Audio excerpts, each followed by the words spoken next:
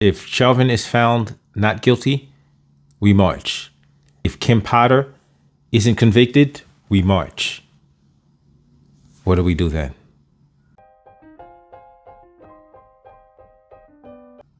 Welcome to Escaping the Echo Chamber. I'm going to keep this short because I did a live stream kind of talking about this, but I really want to know what's the end game. Where do we go from here? In other words, if we get convictions for people, if cops that kill unarmed black men are convicted, what do we do then? Like, is that it? So they get convicted, and then we rejoice, we pat ourselves on the back, and then it happens again, and again, and again, and again. I mean, once 41 shots happened, and if you don't know what that is, I think it was like 99, 98 in New York. 4 cops approached unarmed black man who thought, and they weren't in uniforms. They were plainclothes cops, street crimes unit. Street crimes unit no longer exists. Street crimes unit at the time, its motto was, "We own the night." And that's the way they acted. They owned the night. He thought he was being robbed. 4 guys coming at him. He takes out his wallet, hands it over, goes to hand it over. They say, "Oh, we thought it was a gun, and he was shooting at us." Not only did they mistake a wallet for a gun, somewhere they saw a muzzle flash. Somewhere from the wallet, they saw a muzzle flash. And they fired 41 shots at him, hit him 19 times, killed him, got arrested, went to trial. Now, this happened in the Bronx. They didn't get tried in the Bronx. It got moved to a different jurisdiction. And they were acquitted, all 4 of them. So my point is, what happens? What's the end game? What's the end game? If there's no end game, there's no point. If there's no end game, there's no point in starting. And there's definitely no reason to tear shit up. Definitely no reason to tear shit up. Because to some people, like I saw an interesting theory. And it's a theory about that there are people who are amping this up, who want communities torn up so that they can come in and buy property on the cheap.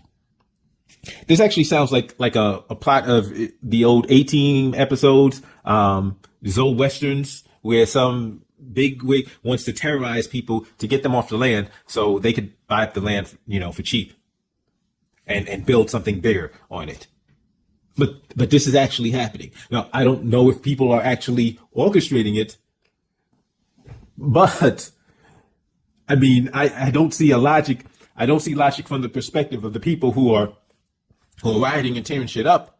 I don't see how it benefits them, because it doesn't. If you're tearing up your community, if you're tearing up our communities, and then afterwards, like I remember when Fordham Road got torn up last year. Like, how does that improve our lives? Now we got more businesses closed up. We can't go get stuff that we want, need, whatever. How did that help us?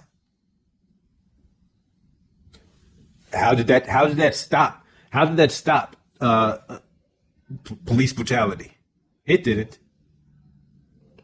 It actually gives them an excuse. Oh, we got to come down harder. Now they'll find excuses regardless. I'm not defending them, but in the eyes of the public, in the public narrative, in the greater narrative, and that's what we have to start realizing. That narrative exists. That's going to be a justification. Oh, we need to come harder. But what's the end game? If we're going to get mad, if we're going to march, if we're going to riot, if we're going to tear shit up, what's the end game? And if we don't have an end game, don't start. I'm not saying don't do anything. I'm saying instead of marching, instead of rioting, instead of tearing shit up, instead of getting mad, instead of, we need to get to work. We need to get down, get together, and say, okay, what do we do? How do we stop this?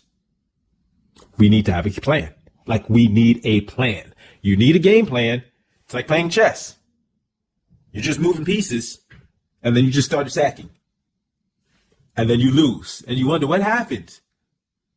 Because you had no plan. because you made no attempts to put yourself into a better position before attacking. You made no attempts to find,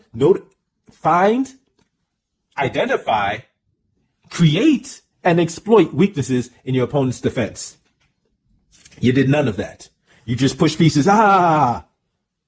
Checkmate. What? Game's over. You lost. How? You need a plan. We need a plan. And we have to stop letting these politicians tell us that they have a plan. They're not on our side of the board. Realize that. They're on the other side of the board. Stop listening to them. Like, you're going to take advice from the guy you're playing against? You're sitting across the chessboard, and he's like, oh, no, that's a bad move. What you should do is this. Then it's checkmate, and you're like, I guess you didn't know what you were talking about. No, he knew exactly what he was talking about because he just won.